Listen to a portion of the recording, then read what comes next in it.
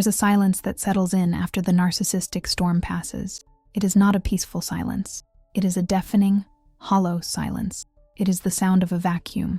You are alone at home, perhaps for the first time in months or years, without the tension of another person monitoring your every move.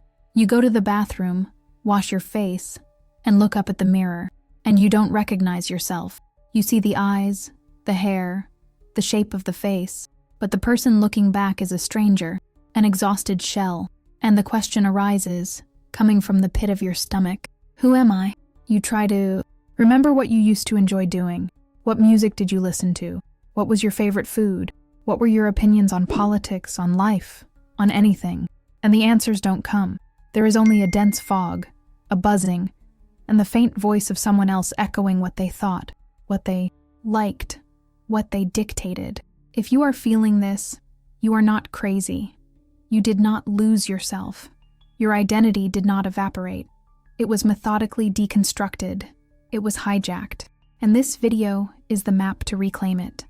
Not to find who you were, but to deliberately build who you will be. My name is Lauren Mitchell.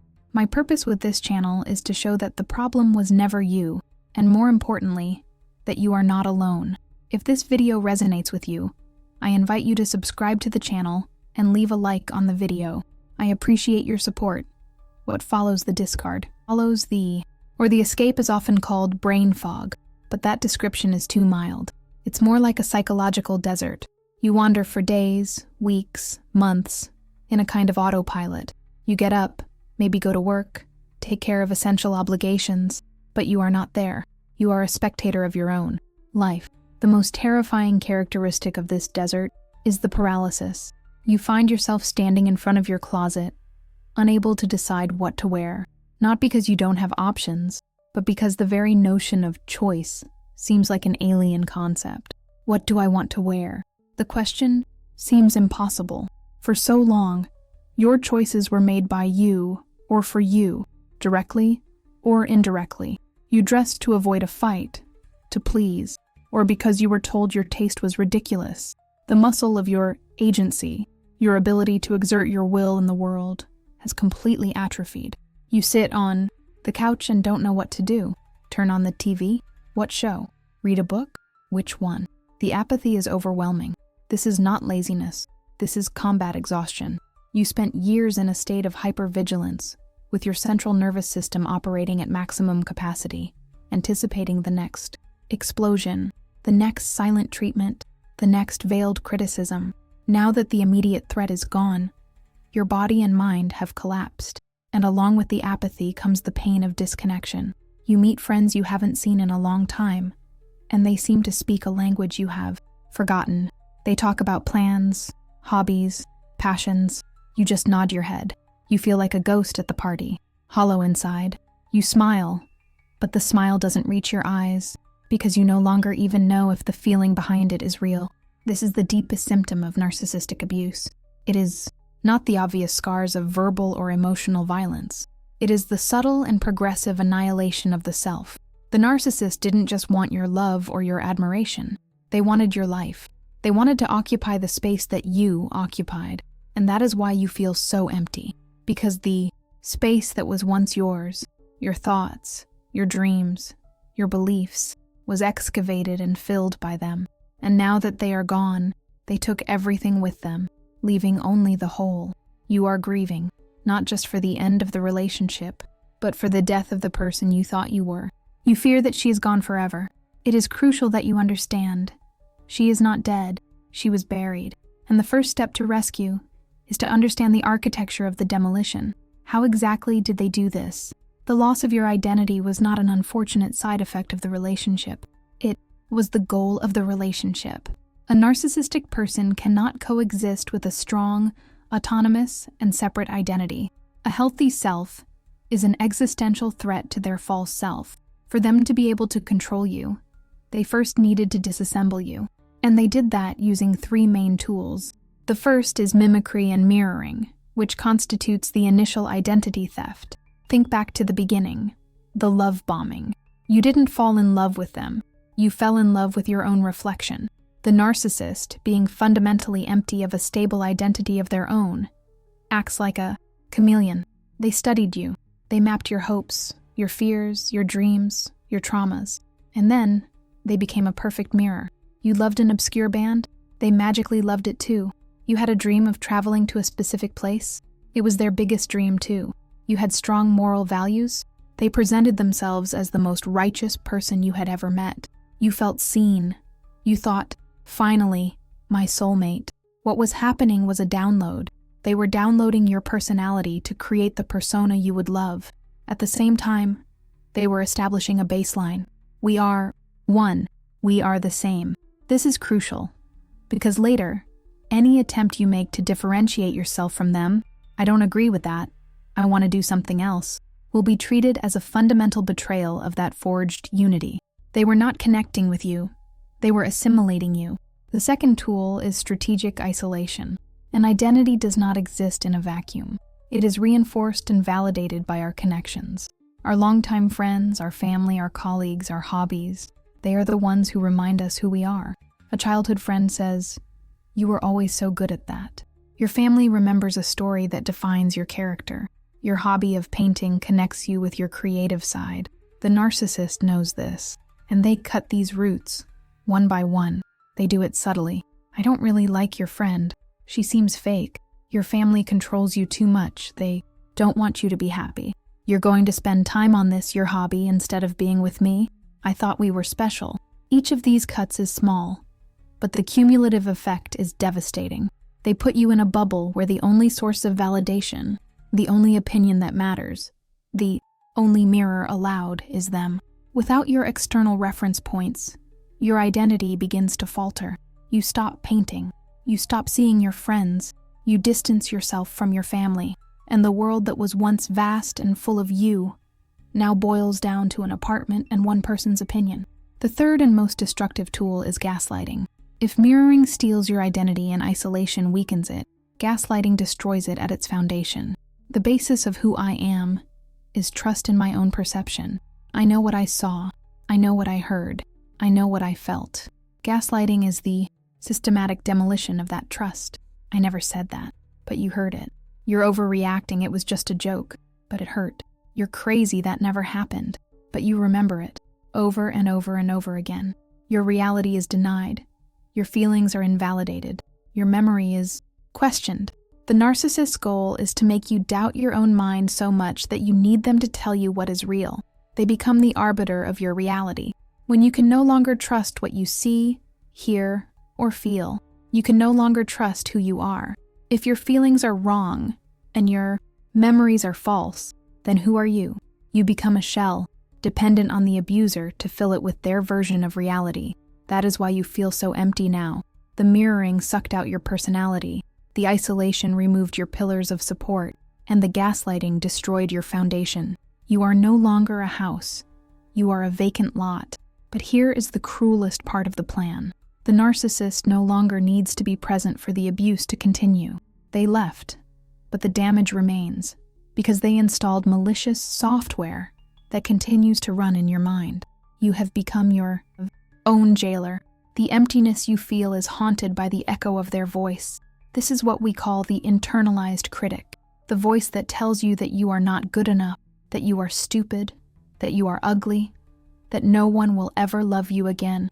That voice seems to be yours, but it is not.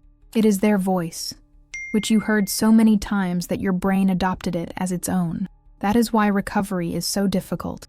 You are fighting against yourself. You finally decide to go out and socialize, and the voice whispers, "Who would want to talk to you? You look awful. You have an opportunity at work." And the voice screams, "You are going to fail. You always fail. You are a fraud." This self-sabotage is not a character flaw of yours. It is their programming in action.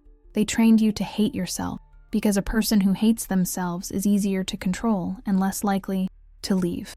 Now, even in their absence, the programming continues to prevent you from getting back on your feet. Besides the critic, there is what I call the ghost identity. You were conditioned for so long to live in a state of chaos and drama, the cycle of idealization, devaluation, and discard. That peace and normalcy feel wrong. The vacuum you feel is not just the absence of yourself, It is the withdrawal from the abuse cycle. Your nervous system became addicted to the roller coaster of cortisol and dopamine. The drama, however painful, was a purpose. Your identity merged with that of savior, victim, suffering partner. Now, in the silence, who are you? With no fire to put out, no mood to manage, no crises to solve, the silence is deafening. This emptiness is proof that your identity was hijacked and replaced by the function you served for the narcissist, that of emotional regulator and source of supply. You were not a person. You were an object with a function. Now that the function is gone, you feel useless and empty. This leads to decision paralysis, the total loss of agency. It's not just that you don't know which outfit to choose. You don't know what direction to take your life. You fear making decisions, because every decision you made in the past was met with criticism, ridicule, or punishment. You learned that the safest way to survive was not to choose. It was to be passive. It was to ask, what do you want to do? Now, the question, what do you want to do, is terrifying. What if you choose wrong? The internalized critic is ready to attack. It is safer to remain still in the desert. This paralysis is the end result of the architecture of erosion. The narcissist won. They turned you into a non-thinking extension of themselves. And even after they leave, you remain trapped in that role. Understanding this is painful, but it is the key to freedom. You are not fighting against yourself. You are fighting against a computer program, an echo, a ghost in the machine. And now, we will learn how to uninstall that program. The title of this video talks about rebirth. The image of the phoenix rising from the ashes is powerful, but it can be misleading. It suggests a magical event, a morning when you simply wake up healed. The reality is much less glamorous. Rebirth is not magical. It is a job of civil construction. It is an active, deliberate, and at times, tedious process of reclaiming your sovereignty. The first step is asepsis. You cannot heal an infection in the same dirty environment that caused it. This means no contact. It is not a suggestion. It is not an option if possible. It is a medical necessity. Every time you check their social media, every time you respond to a hoovering message, every time you ask a mutual friend about them, you are reinfecting yourself. You are inviting the programmer back to check if the malicious software is still running. No contact is the act of creating a sterile lab for your mind recovery. It is the act of saying, this space, my mind, my phone, my life, is mine, and you are no longer welcome here. This will be brutally difficult. Your addicted brain will scream for one more dose of the drama. You have to resist like a recovering addict in withdrawal, because that is exactly what you are. The second step, once the environment is clean, is differentiation. This is where the work of who am I begins. You need a tool, a notebook, a therapist, something outside your own head which is still full of echoes. You need to take inventory. Start actively questioning every negative thought you have. When the voice says, you are so stupid, stop. Ask, is this my voice? Or is it his voice? Write it down. I think I'm stupid. Why? Because I made a mistake at work. And then ask, is this what I really believe? Or is it what I was told I was? You will find that 90% of your self-criticism are not facts. They are recordings. Differentiation is the process of labeling those recordings. This is not mine. It's theirs. This belief that I don't deserve to be happy, it's theirs. This fear of speaking up, it's theirs. You are separating the wheat from the chaff.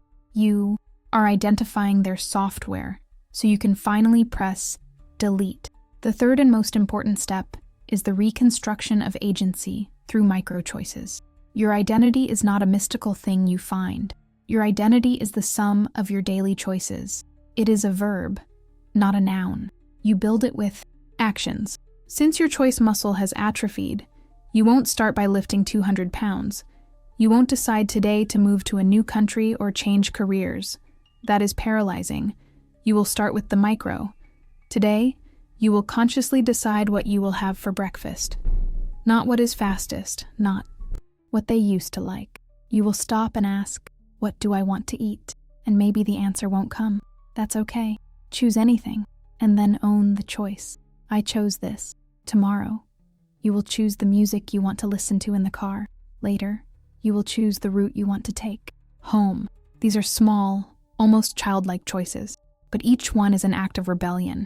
Every choice you make and stand by, without asking permission and without apologizing, rebuilds the muscle of agency.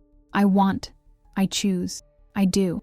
Identity is forged in these small actions. You rediscover that you, like spicy food, after being told for years that it was disgusting.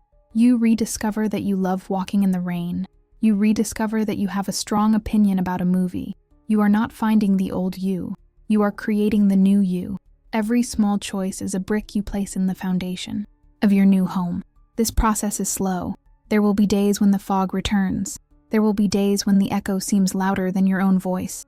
The important thing is consistency, asepsis, differentiation, and micro-agency, day after day. The biggest lie that narcissistic abuse tells is that you have been destroyed forever, that the vibrant, intelligent, and lively person you were before them is gone. The truth is that your essence, your deepest self, is inextinguishable. It was buried, silenced, abused, and neglected, but it survived. The abuse did not define you. It tested you in a way that few people will understand. The process of rebirth is not about digging into the past to find who you were. That person is gone, and that's a good thing. She was vulnerable to this kind of attack. Your job now is not archaeology. It is architecture. You are taking the vacant lot, the debris, from the demolition, and you are building something new, something stronger, something conscious. You are no longer building a house with open doors and shallow foundations. You are building a fortress. Your reclaimed identity will be composed of your old passions, but now protected by high walls, called boundaries. It will be composed of your empathy, but now guided by a sharp alarm system called discernment. It will be composed of your capacity to love, but now anchored in non-negotiable self-love. You are not being reborn from the ashes. You are taking the ashes, mixing them with concrete and steel, and building a monument to your own resilience. The person who emerges from this process is not the person who went in. She is infinitely more powerful. Feel free to share your story, your vent, or even a suggestion for a topic for the next video in the comments below. Click on the suggested video on the screen and continue with me. Remember, you are light. Never forget to shine.